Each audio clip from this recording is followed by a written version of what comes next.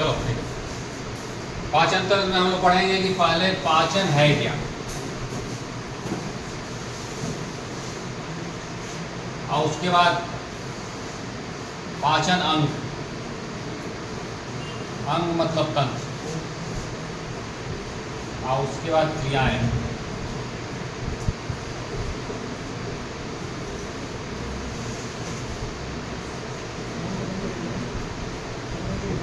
पाचन से संबंधित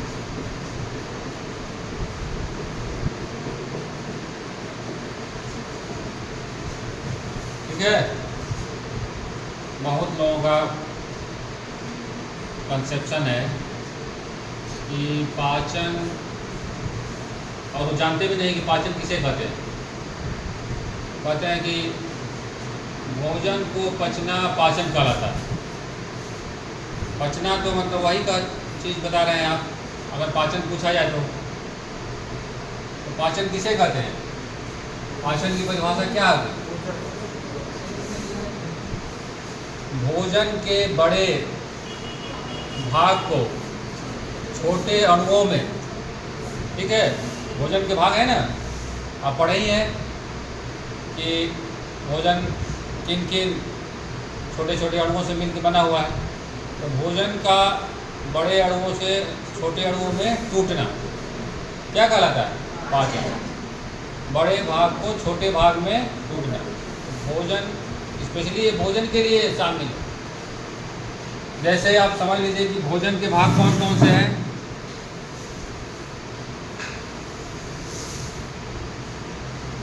भोजन के भाग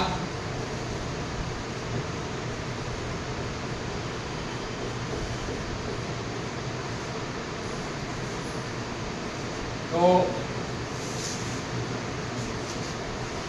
एक है कार्बोहाइड्रेट, सुने ही है। अगर भोजन को छोटे छोटे भागों में बांटेंगे, हम लोग खाना खाते हैं तो बहुत सारे मटेरियल लेते हैं, दाल, रोटी, सब्जी खाते हैं नहीं, तो दाल में दूसरा चीज़ पाया जाता है, रोटी में दूसरा चीज़ पाया जाता है। वो क्या है? भोजन के भाग है। जैसे रोटी में पाया जाता है कार्बोहाइड्रेट मुख्य रूप से, और दाल में पाया जाता है प्रोटीन। तो ये भोजन के भाग हो गए, प्रोटीन। और उसके बाद है जो उसमें तड़का लगाते हैं, घी डालते हैं, लगाते हैं कि नहीं, तो इसमें है वसा। ये भोजन के मुख्य भाग हैं। इसके अलावा 3 भाग और हैं जो छोटे छोटे भाग में भोजन में पाए जाते हैं, जैसे मिनरल्स, विटामिन और रफेज। यही 6 मुख्य रूप से भोजन के भाग हैं।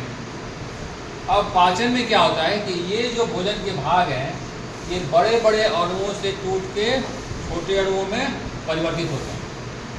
कार्बोहाइड्रेट, अब पढ़े हैं आप लोग कि कार्बोहाइड्रेट में एक कार्बोहाइड्रेट के कॉम्प्लेक्स कार्बोहाइड्रेट होते हैं, एक सिंपल कार्बोहाइड्रेट होते हैं ना। ग्लूकोज एक सिंपलेस्ट कार्बोहाइड्रेट है, और ग्लाइकोजन एक कॉम्प्लेक्स कार्बोहाइड्रेट है। उसके एक बीच में भी है, जैसे आप कह सकते हो कि फ्रुक्टोज और लैक्टोज, ये सब बीच वाले हैं। तो माल्टोज। तो कार्बोहाइड्रेट का जो ये ग्लाइकोजन है, ग्लाइकोजन एक कॉम्प्लेक्स कार्बोहाइड्रेट है, और ये टूट के कहाँ आया? ग्लूकोज में। यही टूटने की प्रक्रिया कहलाती है पाचन। ठीक है। सभी हम लोग जैसे रोटी में खाते हैं, तो रोटी में पाया जाता है एक कार्बोहाइड्रेट जिसका नाम है स्टार्च। स्टार्च एक कॉम्प्लेक्स कार्बोहाइड्रेट है, और एक ग्लाइकोजन एनिमल्स फूड में पाया जाता है, और स्टार्च पाया जाता है प्लांट फूड में। तो ये दोनों कॉम्प्लेक्स कार्बोहाइड्रेट है। ये दोनों टूटते हैं इसमें ग्लूकोज में, और इसी प्रोसेस को कहते हैं पाचन। अब प्रोटीन, अब कार्बोहाइड्रेट तो जान गए। अब प्रोटीन के बारे में, प्रोटीन ब्रेक होता है, तो ये किसमें ब्रेक होता है? ये इम्पोर्टेंट क्वेश्चन भी है, बहुत सारे एग्जाम में आता है कि प्रोटीन ब्रेक होता है पाचन के क्रम में तो किस रूप में बदलता है, तो इसका नाम है एमिनो एसिड। एक मॉलिक्यूल है जो कार्बन, हाइड्रोजन और एमीन और कार्बोक्सिलिक से मिलकर बना हुआ। कार्बन, हाइड्रोजन और एमीन ग्रुप और कार्बोक्सिलिक COH ऐसा मॉलिक्यूल है जो कार्बन, हाइड्रोजन, जो बीच में कार्बन रहता है यहाँ पे एमीन, जैसे यहाँ कार्बन है तो यहाँ CO और NH।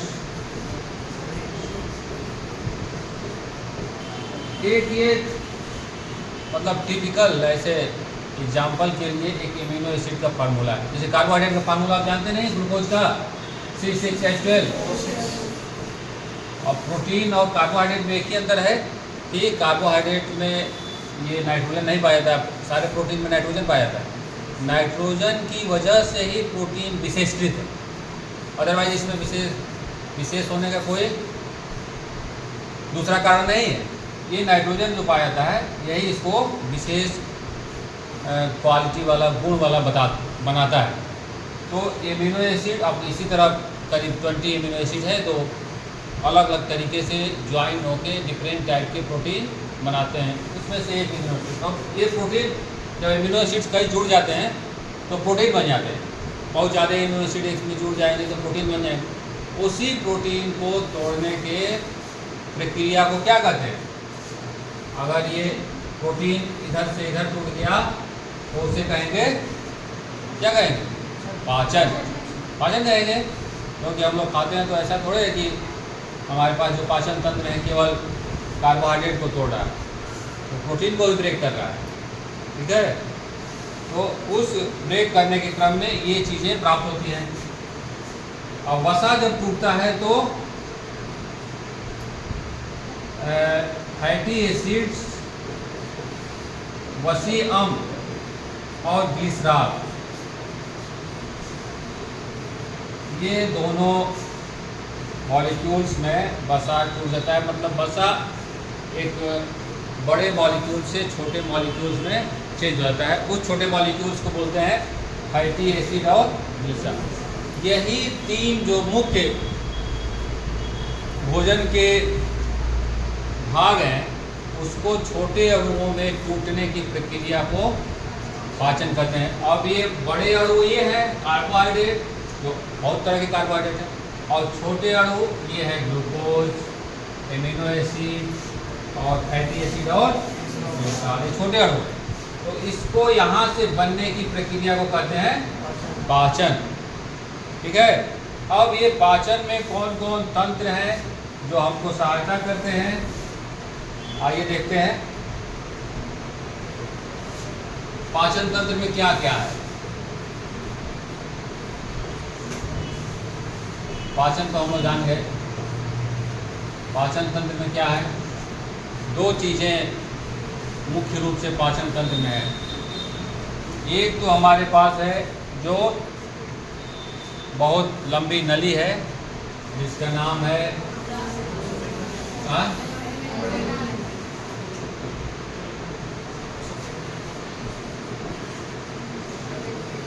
मतलब कि इसको कहते हैं आहार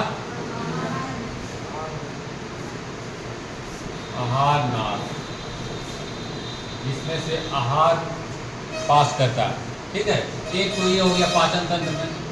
और दूसरा जो पाचन तंत्र में लगा हुआ है, आहार नाल से कुछ ग्रंथियाँ जुड़ी हुई हैं जो पाचक रस साबित करती हैं और जो भोजन को टूटने में बहुत सहायता करती हैं। अदरवाइज वो भोजन इतना इजीली टूट नहीं जाता, आसान नहीं है।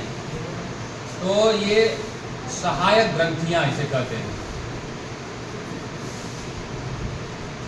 तो आहार नाल तो सब लोग जानते हैं, लेकिन सहायक ग्रंथियाँ आहार नाल ऐसे मान लो सपोज नहीं कैसे बनाते हैं इसको, छोटा सा आहार नाल किसी बच्चे का है, ऐसे बनाते हैं।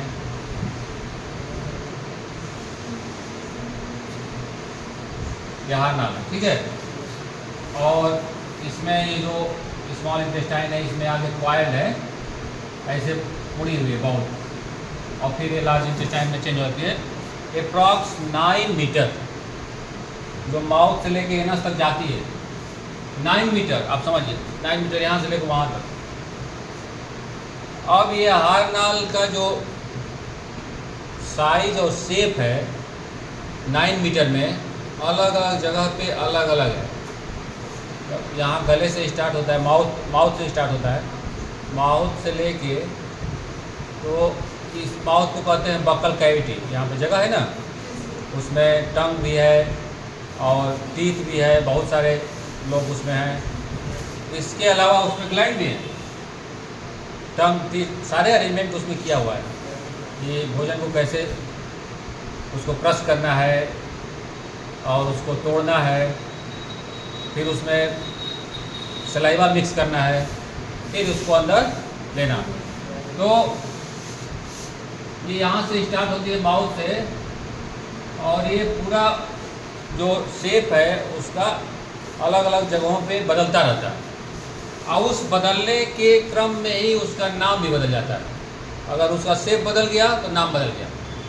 तो अब यहाँ पे जो माउथ है तो इसको कहते हैं बकल कैविटी, और इसको कहते हैं ग्रासलैंड, कहते हैं ना हिंदी में, जैसे इंग्लिश में ओसोफाइगस बोलते हैं।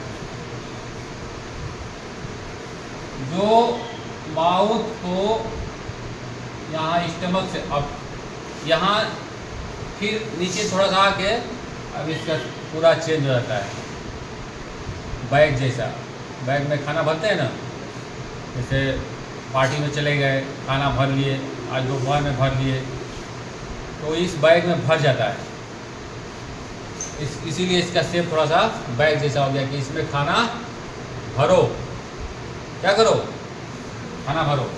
बैग जैसा बनाया गया है इसे, थोड़ा सा जो बैग जैसा बना है तो हम लोग उसका नाम रख दिए स्टमक।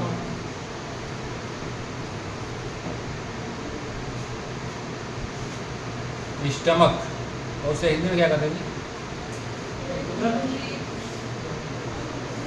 हाँ, उधर थोड़ा सा डिफिकल्ट हिंदी बोलना है।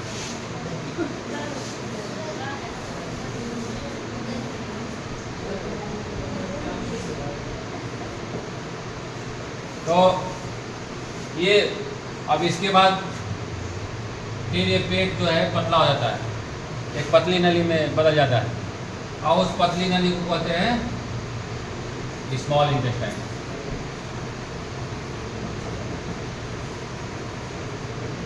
छोटी आंत, ये छोटी है लेकिन लंबाई में बड़ी है, उसका डायमीटर छोटा है इसलिए उसे छोटी आंत कहते हैं।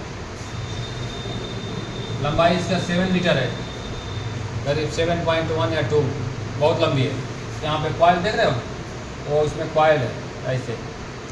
7 मीटर बहुत हो गया ना, बहुत ज़्यादा। और यही इसका डायमीटर जब बदल जाता है लास्ट स्टेज में 1.2 मीटर, तो ये हो गया है लार्ज इंटेस्टाइन। इसके भी 2-3 पार्ट हैं, छोटी आंत को भी छोटे छोटे भागों में बांटा जाए। लार्ज इंटेस्टाइन और लास्ट एनस हो गया है। अब देखिए इसमें क्या विशेषता है कि जो इंटेस्टाइन है उसमें अब यहाँ ना तो हो गया जो पाचन तंत्र का एक उसका भाग। अब जो सहायक ग्रंथियाँ हैं वो इंटेस्टाइन से लगी हुई हैं, वो अपना कुछ विशेष केमिकल इंटेस्टाइन में रिलीज करती रहती है। क्यों? क्योंकि उसको क्या करना है, स्टार्च को किसमें बदलना है, स्टार्च को ग्लूकोज में बदलना है, प्रोटीन को एमिनो एसिड में बदलना है। तो ये बदलने के लिए अगर वो केमिकल ना रहे तो बहुत मुश्किल होगा, बहुत टाइम लगेगा। तो माउथ में लगी हुई है 3 पेयर्स ऑफ सैलिवरी ग्लैंड्स, यहाँ पे 3 पेयर्स,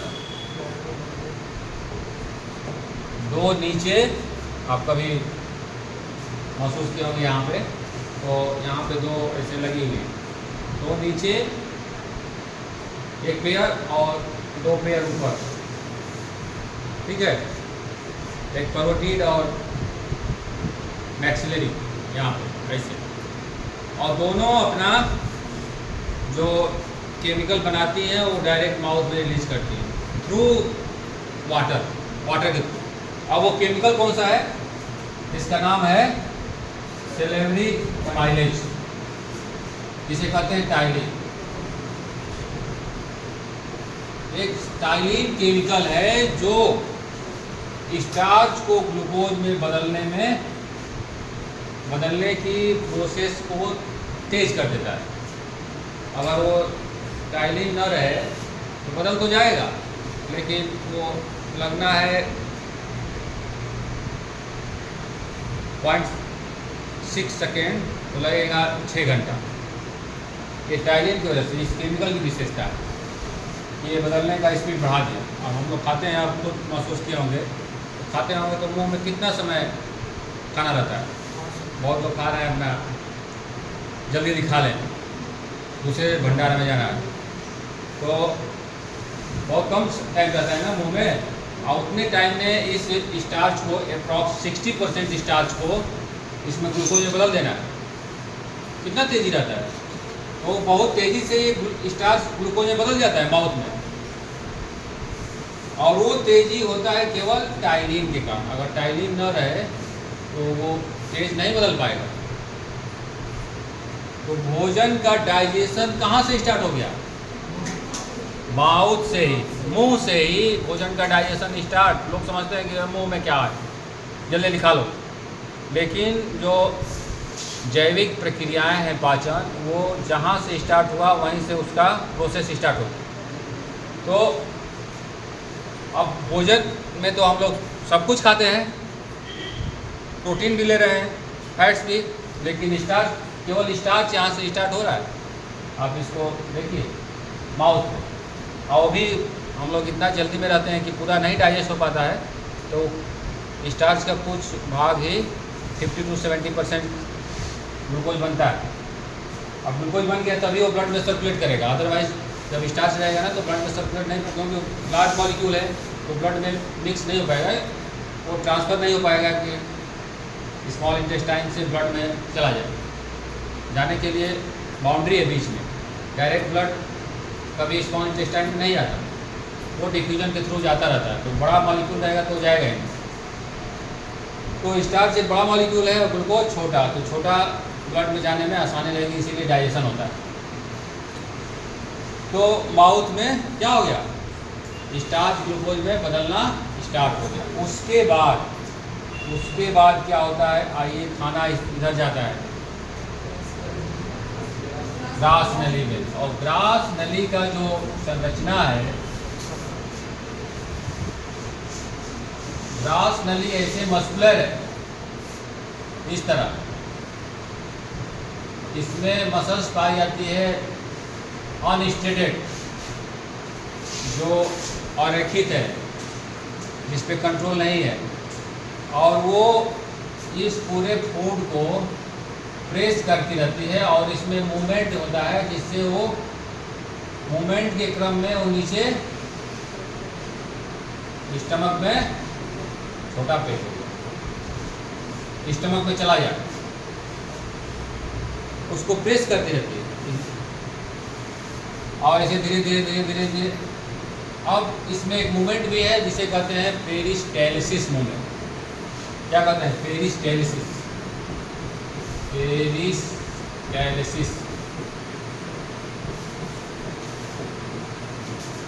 ग्रास नली में पाई जाती है, जो आहार नाल को भोजन के अपने स्थान में पहुंचाने में सहायता करती है। इस मूवमेंट के कारण है।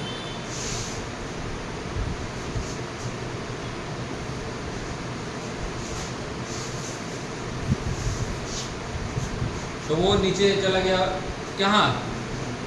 स्टमक में, यहाँ पे। अब स्टमक में देखिए, स्टमक का जो वॉल है यहाँ पे इस तरह बना हुआ है, इसमें ग्लैंड पाई जाती है, गैस्ट्रिक ग्लैंड, जठर ग्रंथियाँ कहते हैं हिंदी में जी।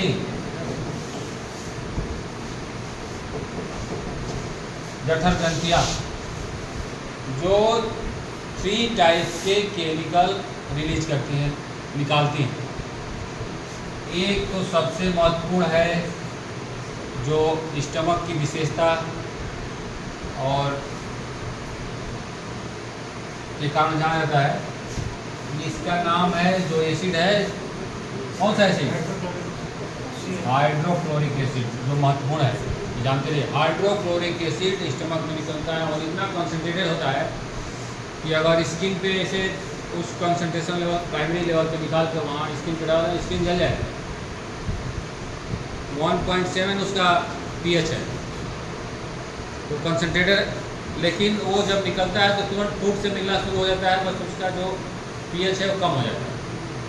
फूड जाते हैं आप लोग, फूड तो जानते हो कितना खाते हैं, ले लिए, अच्छा लगा तो और पूछ रहे हैं, पूछ लिए, तो उसके बाद फिर HCl और डाइल्यूट हो गया और बहुत देर तक नहीं खाए तो क्या हो जाता है? नहीं होता है एसिडिटी, एसिड बढ़ गया, HCl उसी में पेट में बढ़ गया, तो उसे कहते हैं एसिडिटी। और एसिडिटी को कम करने के लिए क्या लेते हैं? इनो, जो एक बेस, और उस एसिड और बेस का रिएक्शन होता है और उसके बाद क्या बनता है? सॉल्ट बन गया, कौन सॉल्ट। तो हाइड्रोक्लोरिक अम्ल स्टमक से रिलीज होता है जो फूड को एसिडिक मीडियम में कन्वर्ट होता है, कन्वर्ट कर देता है। तुमको जाना है तो जाओ, तुम जाना है तो जाओ। हाइड्रोक्लोरिक पूरे फूड को एसिड में कन्वर्ट कर दिया। वो एसिडिक मीडियम जो फूड का एक भाग है, प्रोटीन,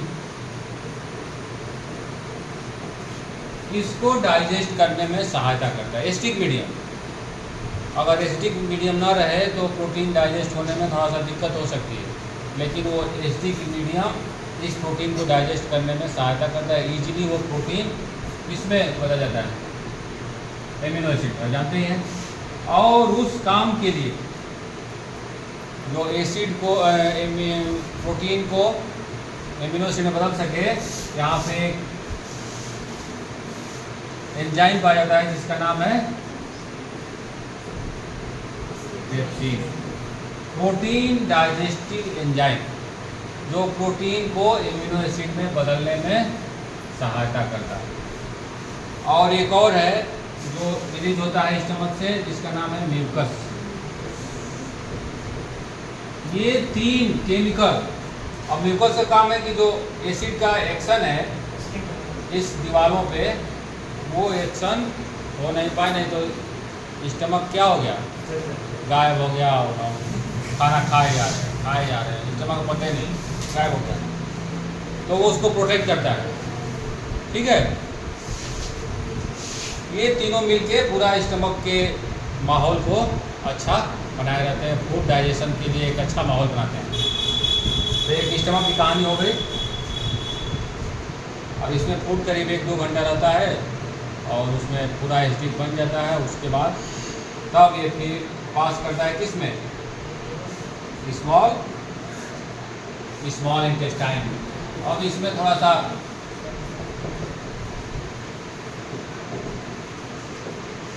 दो चीज़ें मिलती हैं स्मॉल इंटेस्टाइन में। ऐसे मान लो इससे आ रही है स्मॉल इंटेस्टाइन, तो एक यहाँ पे है बहुत बड़ा ऑर्गन और बहुत फिल्मों में भी इसका नाम लिया गया है,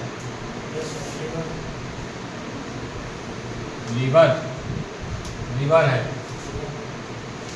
और इसको खुद नहीं पता, लीवर को जिगर भी कहते हैं, जिगर। तो जिगर का बहुत सारा काम है, उसमें से एक काम डाइजेशन में भी है। ये यहाँ पे ऐसे यहाँ से ट्यूब निकलती है और ऐसे जुड़ी हुई स्मॉल इंटेस्टाइन में, और ये लगा हुआ है लीवर से क्या? Gall bladder, पित्ताशय।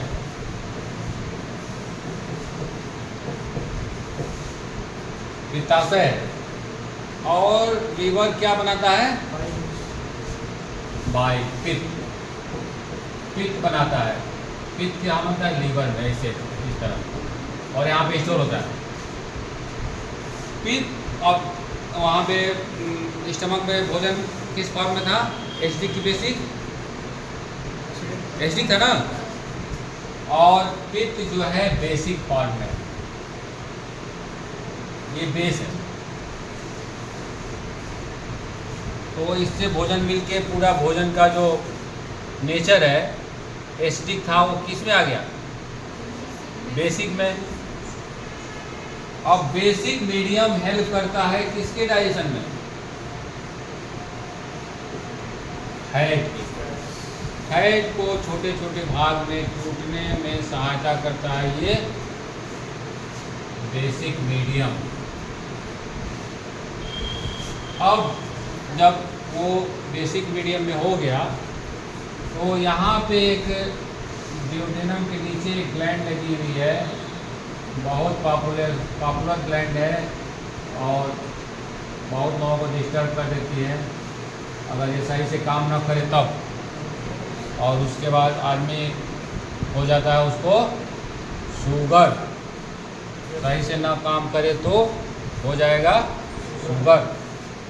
लेकिन इसको डाइजेशन में भी ज़रूरत है। और ये ट्यूब से यहाँ जुड़ी हुई है, जैसे ये ट्यूब से जुड़ी हुई है वैसे ये भी ट्यूब से लगी हुई है। सारी ग्लैंड ट्यूब से आहार नाल में जुड़ी हुई है। वो अपना कुछ बना के उसमें भेजते रहते हैं कि जाओ ये काम करो, भोजन को पचाओ, बहुत ज़रूरी है, नहीं तो एनर्जी नहीं मिलेगी और हम भी मर जाएंगे और ग्लैंड भी खत्म हो जाएगी। तो ये ट्यूब से जुड़ी हुई है और ये रिलीज करती है पैनक्रियाटिक जूस।